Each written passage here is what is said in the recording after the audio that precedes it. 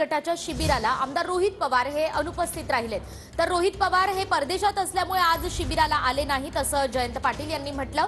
आज संध्याकाळी रोहित पवार या शिबिराला उपस्थित राहतील अशी माहिती सुद्धा जयंत पाटील यांनी दिली आहे। तर शरद पवार गटातील कोण कधी बाहेर पडतील हे महत्त्वाचं असं सुनील तटकरे त्यानंतर म्हणतायत। रोहित पवारांच्या अनुपस्थितीच्या प्रश्नावर सुनील तटकरे यांनी ही प्रतिक्रिया दिली आहे।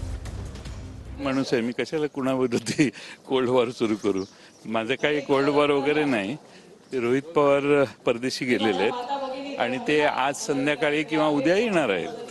राष्ट्रवादीचं चिंतन शिबिर सुरू आहे। राष्ट्रवादीचं चिंतन शिबिर सुरू आहे, मात्र या चिंतन शिबिरामध्ये रोहित पवारांनी पाठ फिरवली आहे। रोहित पवार राज्याच्या बाहेर असल्याचं कळतंय, काय सांगाल आपण? आता कोण कुठे आहे बाहेर त्याची मला चिंता असणं काही कारण नाही। त्याच्यातले कधी कोण बाहेर पडतील हे महत्वाचं आहे, ज्याचा उल्लेख बावनकुळे साहेबांनी केला।